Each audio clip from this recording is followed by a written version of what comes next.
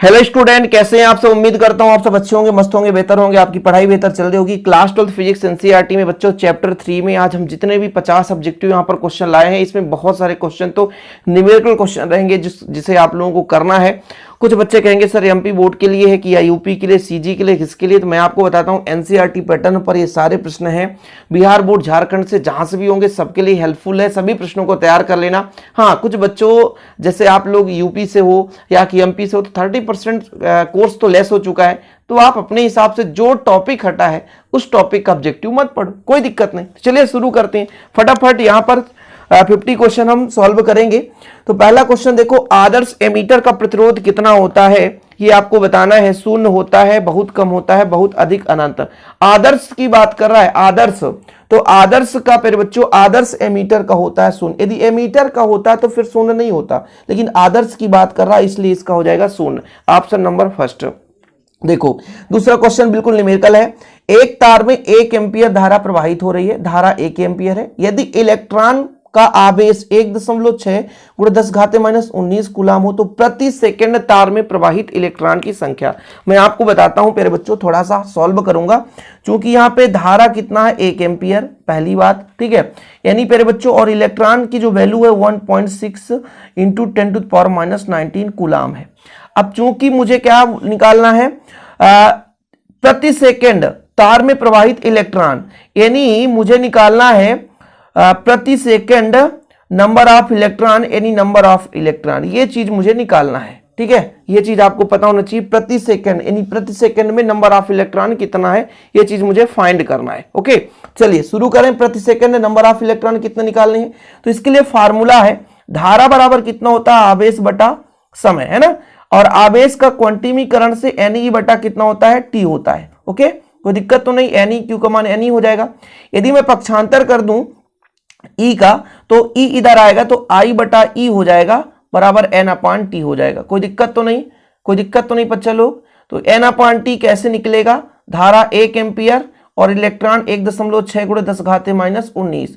जब इसको सॉल्व करोगे तो 6.25 × 10⁻18 आ जाएगा, ठीक है। कोई आंसर दिख रहा है क्या, बिल्कुल हाँ। ऑप्शन नंबर कौन सा सही हो जाएगा, ऑप्शन नंबर बी आपका करेक्ट आंसर हो जाएगा। देखो 50 क्वेश्चन करना है बच्चों।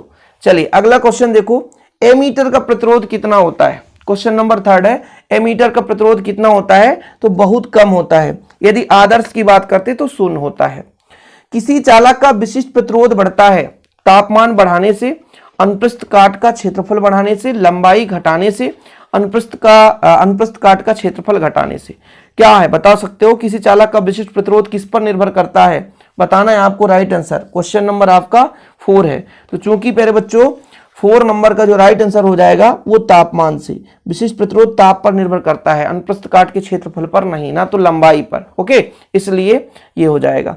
अगला क्वेश्चन देखो, किसी चालक के संवाहक वेग, यानी आपका अनुगमन वेग है, संवहन वेग या संवाहक वेग आ जाए या अनुगमन वेग वही है, तथा आरोपित विद्युत धारा E के बीच जो संबंध है कितना होता है। तो बस कुछ भी नहीं, एक फार्मूला आपको तैयार करना है। जो फार्मूला अनुगमन वेग का होता है, VD बराबर कितना होता है बच्चे लोग, E/m फिर E होता है, यानी ये विद्युत क्षेत्र की तीव्रता, यानी VD के सीधा प्रोपोर्शनल होगा E। ओके, यही संबंध है। तो option number 20 the right answer हो जाएगा। कोई दिक्कत तो नहीं, सारे क्वेश्चन आपको क्रम से करना है। अभी 5 हुए हैं भाई साहब, 50 करने हैं, समझ रहे हो। तो सभी प्रश्नों को फटाफट करते हैं।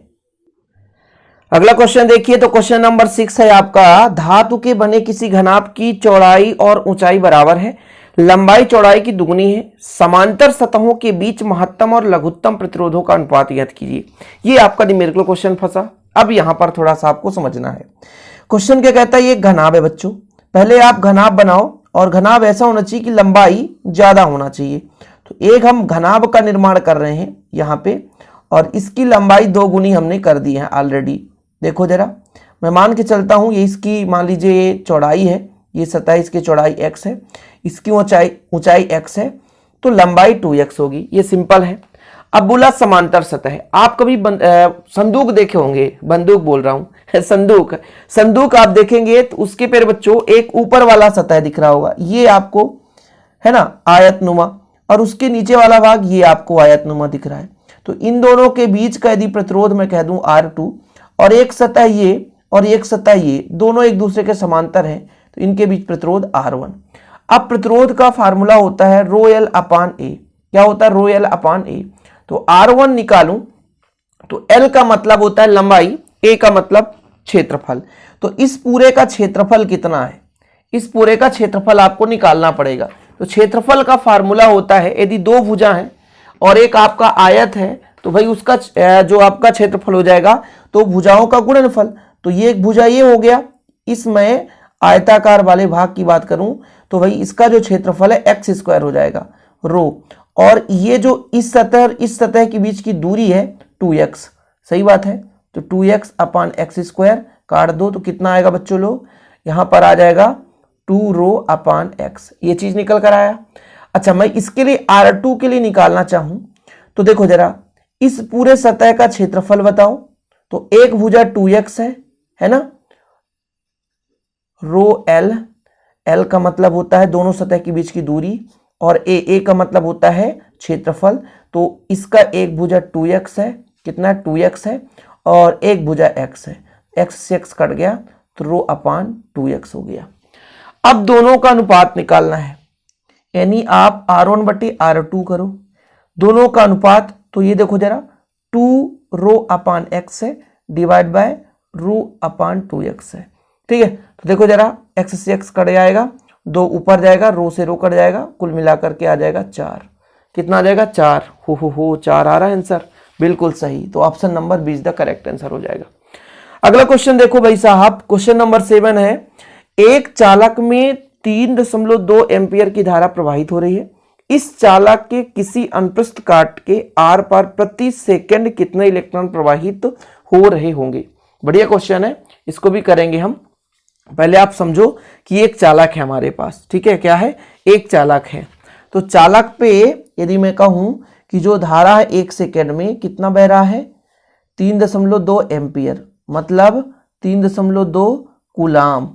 और भैया 1 कूलाम में कितना आवेश होता है? 1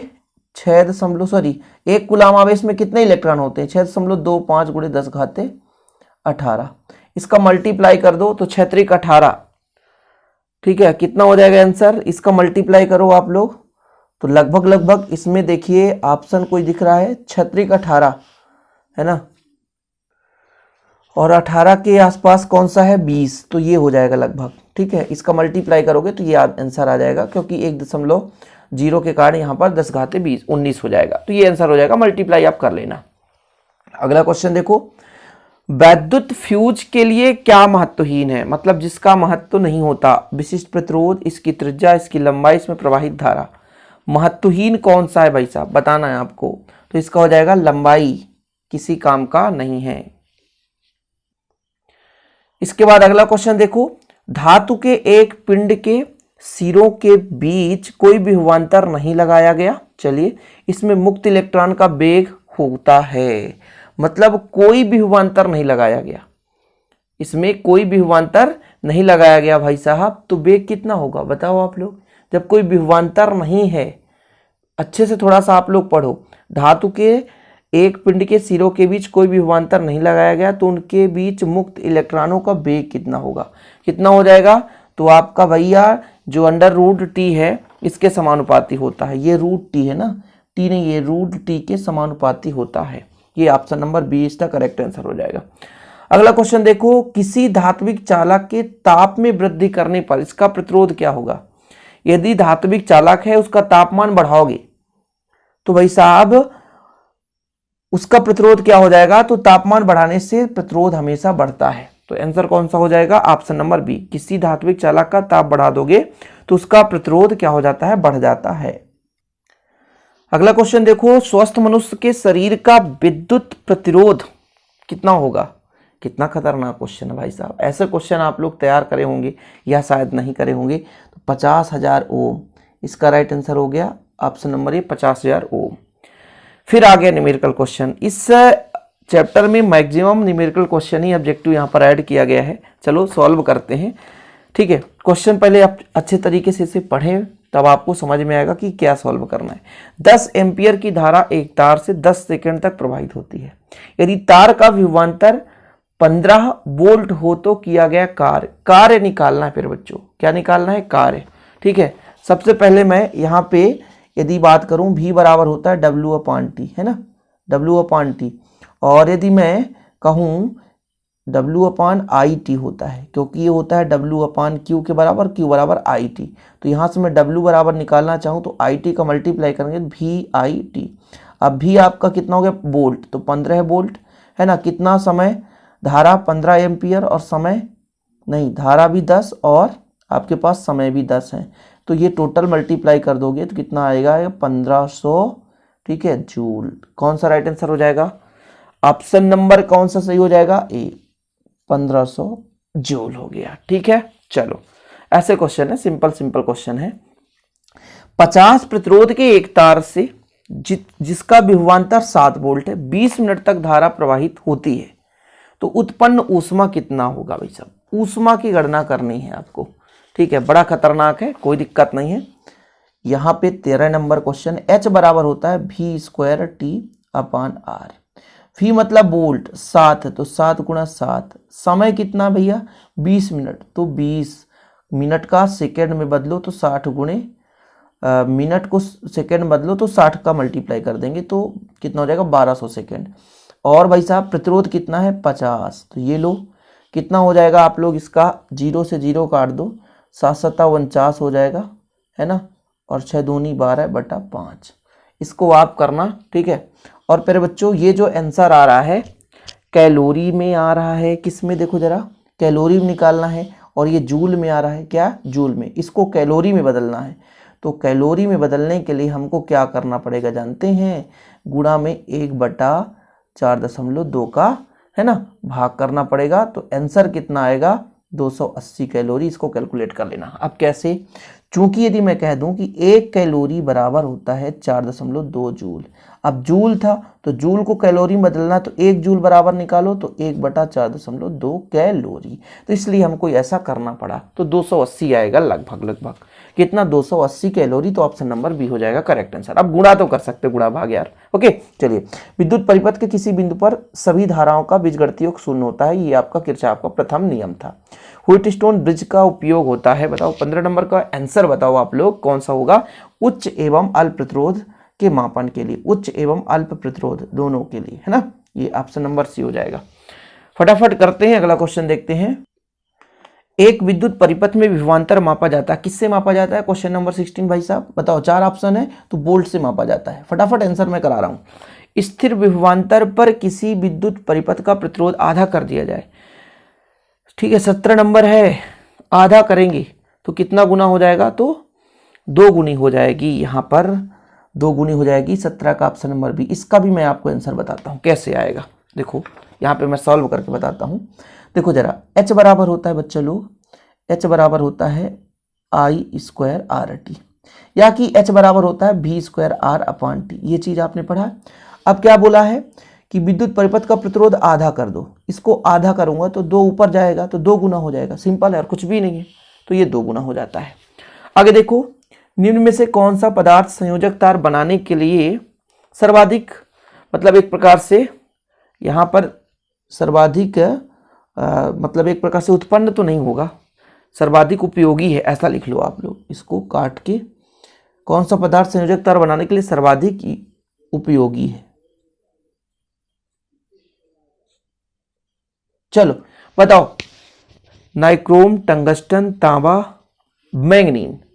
तो इसका राइट आंसर हो जाएगा तांबा का। किसका? तांबा का। ठीक, चलिए।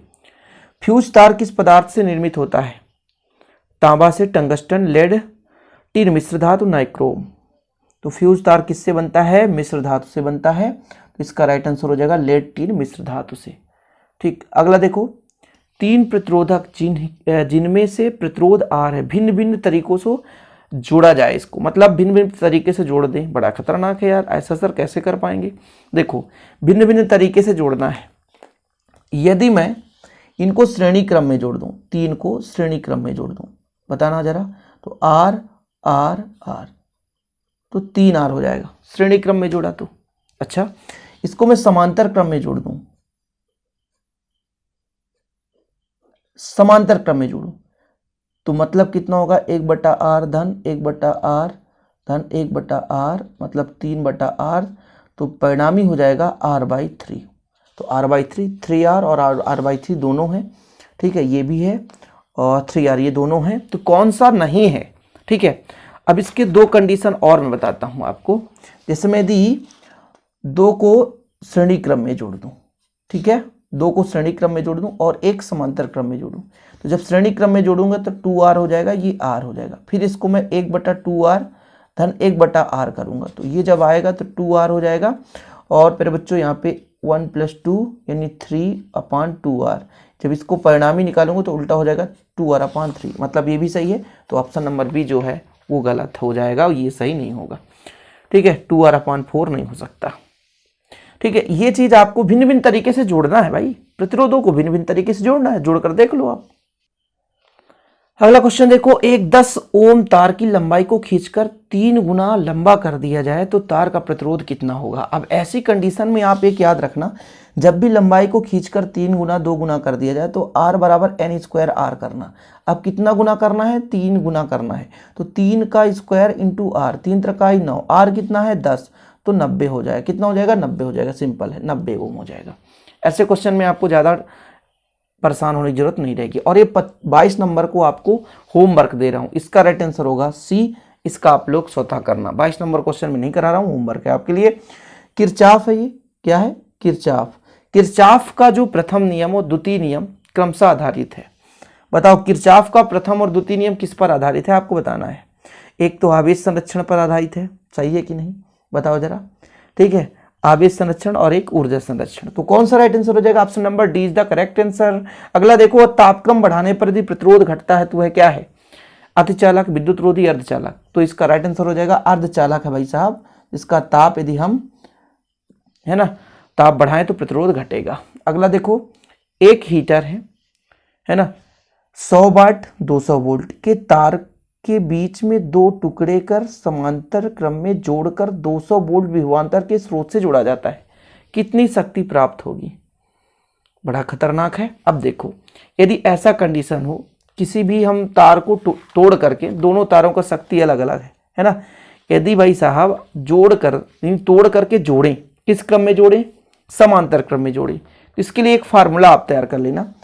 तो जो इसका पावर है P1 P2 बटे P1 + P2, पावर कितना है, समान पावर है, ठीक है, पावर तो समान रहेगा। कितना, 100 वाट है, कितना पावर है 100 वाट, तो भैया कितना हो जाएगा 100 × 100 बटा 100 धन 100, मतलब 100 × 100 बटा 200, 00 काट दो, 50 क्या आंसर है, 50 वाट, बिल्कुल सही है। तो ये राइट आंसर हो जाएगा। क्वेश्चन नंबर 26 है, आपको 1 ओम का 3 प्रतिरोध दिया गया है, इनके संयोजन में न्यूनतम प्रतिरोध प्राप्त किया जाएगा। कौन सा राइट आंसर हो जाएगा। न्यूनतम प्रतिरोध कब प्राप्त होता है, आप ही बताओ। तो जब समांतर क्रम में जुड़े होते हैं, समांतर क्रम में जुड़े होते हैं तो न्यूनतम प्रतिरोध प्राप्त होता है। तो 1/1 धन 1/1 3 प्रतिरोध हैं, इनको हम किस क्रम में जोड़ दें, समांतर क्रम में जोड़ दें, तो कितना आंसर हो जाएगा भाई साहब, समांतर क्रम में बोलो 3 प्रतिरोध दिया गया है, इनके संयोजन को न्यूनतम प्रतिरोध प्राप्त करना है। तो हमें किस क्रम में जोड़ना पड़ेगा कि न्यूनतम प्रतिरोध प्राप्त हो जाए, ये चीज आपको दिमाग लगाना पड़ेगा। तो क्या कर सकते हो आप लोग, ठीक है, इसको हम जब अधिकतम प्राप्त करना है तो श्रेणी क्रम में जोड़ो, और न्यूनतम प्राप्त करना है तो आपको समांतर क्रम में जोड़ना है। तो प्यारे बच्चों, इसका आंसर हो जाएगा, ये हो जाएगा आपका ये चीज, ठीक है, 1/3 ओम हो जाएगा। कैसे होगा मैं आपको बताता हूं। देखो 1/1 धन 1/1, 1/r बराबर ऐसा होगा, ठीक है। फिर कितना हो जाएगा, या मैं कह दूं 1/r धन 1/r धन 1/r, तो कितना हो जाएगा, ये 3/r। जब परिणामी प्रतिरोध निकालूंगा तो r/3 हो जाएगा, और चूंकि r का मान 1 है तो 1/3 ओम हो जाएगा। ऐसा आप तरीका समझो। एक आदर्श वोल्टमीटर का प्रतिरोध कितना होता है, अनंत। आदर्श की बात कर रहा है तो अनंत, आदर्श की बात कर रहा है इसलिए अनंत। आदर्श अमीटर का प्रतिरोध, आदर्श अमीटर वोल्टमीटर में अंतर होता है, तो अमीटर की बात आती तो शून्य आ जाती है, ठीक है, ये पहले भी चर्चा कर चुके हैं। प्रतिरोधकता ताप गुणांक का मात्रक क्या होता है, बताओ, 29 नंबर। तो इसका आंसर हो जाता है केल्विन इनवर्स। क्या, केल्विन इनवर्स। अगला नंबर देखो, यदि ताप का मान 3 डिग्री सेल्सियस बढ़ा दिया जाए तो प्रतिरोधकता गुणांक का मान कितना हो जाएगा, बताओ, राइट आंसर बताना है 30 नंबर। तो भाई साहब लगभग समान रहेगा, चाहे कितना डिग्री सेल्सियस बढ़ाओ लेकिन लगभग क्या हो जाएगा, समान रहेगा। अगला क्वेश्चन, स्विच ऑन करने के बाद एक इलेक्ट्रॉनिक बल्ब का ताप बढ़ता है ना, प्रथमतः बढ़ता जाता है, फिर घटता है फिर बढ़ता है, पहले बढ़ता है फिर स्थिर हो जाता है, नहीं तो बल्ब फूट जाएगा। आपके घर में भी मान लीजिए सूर्य का बल्ब है 100 वाट का, यदि ये तापमान बढ़ता जाए तो बाद में फूट जाएगा, है ना। तो पहले बढ़ेगा फिर स्थिर हो जाता है, फिक्स हो जाता है। अगला क्वेश्चन देखो, 100 वाट हीटर है, 230 वोल्ट से चिन्हित है, इसका प्रतिरोध क्या होगा, 32 नंबर है। भाई साहब पावर का जो फार्मूला एक मैं बताऊंगा कि जब आपके पास क्या दिया हो, है ना, वोल्ट दिया हो और प्रतिरोध भी, प्रतिरोध निकालना है, पावर दिया है, तो इसके लिए एक फार्मूला होता है, P बराबर होता है V²/R। तो मुझे निकालना क्या भाई साहब, उसका प्रतिरोध, तो R का मान निकालना है। तो R का मान हो जाएगा V²/P। V का मान कितना भाई साहब, V का मान मेरे पास है 230, तो 230 गुणा 230 और बटा 1000, है ना, ऐसे कुछ है। इसका इससे कर दो, 23 का 23 से तो कितना हो जाएगा, 529 होता है, सही बात है, और दशमलव लगा दो, इतना हो जाएगा 529। तो 5 दशमलव, ये दशमलव यहाँ लगेगा, तो 52.9, ये लो, ठीक है। अगला क्वेश्चन देखो, किसी धातु के तार को गर्म करने पर उसका प्रतिरोध क्या होगा, घटेगा, बढ़ेगा, अपरिवर्तित रहेगा। 33 नंबर का आंसर हो जाएगा आपका बढ़ेगा, क्या होगा, बढ़ेगा, ठीक है। अगला क्वेश्चन, 1 ओम प्रतिरोध वाले एक समरूप तार को 4 बराबर टुकड़ों में काटकर उन्हें समांतर क्रम में जोड़ दिया जाए। 4 बराबर भागों में तोड़ना है और समांतर क्रम में जोड़ना है, समझ रहे, बड़ा खतरनाक है यार। तो जैसे मैं एक वायर लेता हूं, 4 बराबर भागों में तोड़ूंगा इसको, सही है। तो यदि कुल का प्रतिरोध R है तो इसका R/4, R/4, R/4, R/4, ऐसा ही होगा ना, सही है कि नहीं। अब 4 प्रतिरोधों को समांतर क्रम में जोड़ा जाए तो इसका जो तुल्य प्रतिरोध होता है बच्चा लोग, R/4 होता है। अब एक का R/4, तो ये फिर आपको दिक्कत हो जाएगी, है ना, बड़ी दिक्कत हो जाएगी। मैं यहाँ पे कह देता हूँ 1 1 1 1। फिर से समझो, जब मैं कहता ये भाई साहब अलग अलग प्रतिरोध हैं, अब इनको मैं समांतर क्रम में जोड़ूं तो मैं कहता हूँ R1, R2, R3, R4, सबका समान है, सबका समान है। तो इस प्रकार से मैं इनका लेता हूँ स्मॉल r। तो जब समांतर क्रम में स्मॉल r धन स्मॉल r धन स्मॉल r धन 1/स्मॉल r, तो कुल मिलाकर 4/स्मॉल r। तो ये परिणामी प्रतिरोध निकल कर आएगा कितना, स्मॉल r/4। स्मॉल r का मान r/4 है ये, तो 4 कितना हो जाएगा, 16, कितना हो जाएगा, 16, 1/16 यानी r/16, 1/16 ओम हो जाएगा, सिंपल r, कुछ भी नहीं बच्चा लोग। यार खतरनाक तरीके से क्वेश्चन होता है। परिपथ का गुण जो विद्युतीय ऊर्जा को ताप ऊर्जा में बदलता है, 35 नंबर का राइट आंसर बताना है, वो कहलाता है प्रतिरोध। क्या कहलाता है, प्रतिरोध। अगला क्वेश्चन देखो, किसी चालक के विद्युत धारा में प्रवाह का कारण क्या है, प्रतिरोध में अंतर, तापक्रम में अंतर, विभव में अंतर। तो ये आपका right answer option number c. किसी कार की संचालक बैटरी का विद्युत वाहक बल 12 वोल्ट है, आंतरिक प्रतिरोध 4 ओम है, तो प्राप्त अधिकतम विद्युत धारा का मान बताना है। बहुत ही सिंपल है, लेकिन थोड़ा सा मैं बताता हूँ अलग से, जगह बहुत कम है। देखो क्या क्या मेरे पास है, वोल्ट दे के रखा है यानी विद्युत वाहक बल दिया है और प्रतिरोध दिया है, धारा का मान निकालना है। I बराबर E/स्मॉल r कितना है, 12/0.4, तो 12 चौक 48, 12 4 3 12, 30 आ जाएगा, कितना, 30 एम्पियर। 12 में 0.4 का आप भाग दे दो तो 30 ही आएगा। समांतर क्रम में जुड़े हुए प्रतिरोधों का तुल्य प्रतिरोध होता है, बताओ। 38 नंबर है, उच्चतम घटक प्रतिरोध से अधिक, न्यूनतम घटक प्रतिरोध से कम, समांतर क्रम में जुड़े प्रतिरोधों का न्यूनतम ही होगा, ठीक है। तो ऑप्शन नंबर 20 का करेक्ट आंसर हो जाएगा। अधिकतम के लिए हमें श्रेणी क्रम में जोड़ना पड़ता है और न्यूनतम के लिए समांतर क्रम में। एक तार की लंबाई को खींचकर दुगुना कर दिया जाता है, तो भाई साहब पूर्व का प्रतिरोध R है, तो खींचने पर n² मैंने कहा था, ठीक है, मैंने बताया था n², तो क्या हो जाएगा, 4 गुना हो जाएगा, n² यानी 2 दूना 4। अभी एक फॉर्मूला बताया था ना कि क्या होता है, R बराबर n² R कर दो। इलेक्ट्रॉन वोल्ट द्वारा मापा जाता है, क्या मापा जाता है भाई साहब, इलेक्ट्रॉन वोल्ट। इलेक्ट्रॉन वोल्ट से क्या मापा जाता है, ऊर्जा को मापा जाता है, इसलिए इनमें से कोई नहीं हो जाएगा।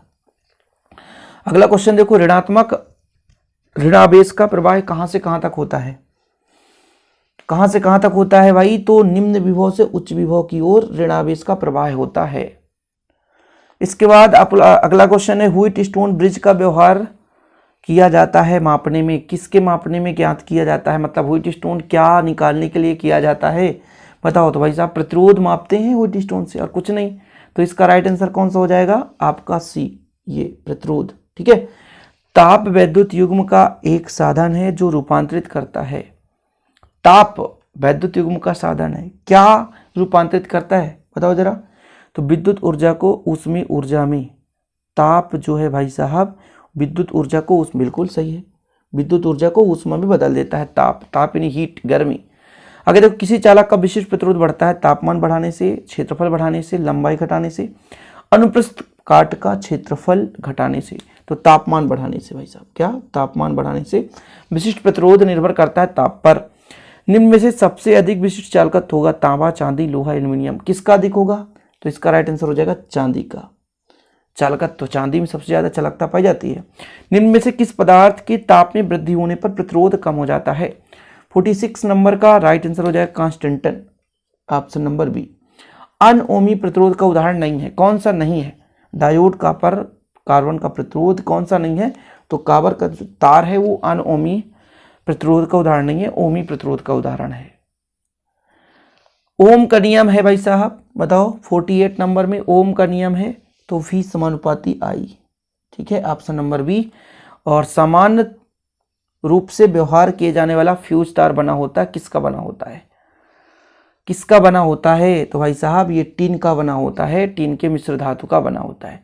सभी धातुओं का विशिष्ट प्रतिरोध सर्वाधिक प्रवाहित होता है तापमान द्वारा, दाब द्वारा, प्रदीप्त की कोटि द्वारा, आरोपित चुंबकीय क्षेत्र द्वारा। तो इसका राइट आंसर हो जाएगा आपका, कौन सा आंसर होगा भाई साहब? तो तापमान द्वारा होगा। विशिष्ट प्रतिरोध का सर्वाधिक किसके द्वारा प्रवाहित होता है? तो इसका राइट आंसर हो जाएगा आपका तापमान द्वारा, ऑप्शन नंबर ए। इस प्रकार से 50 क्वेश्चन कंप्लीट।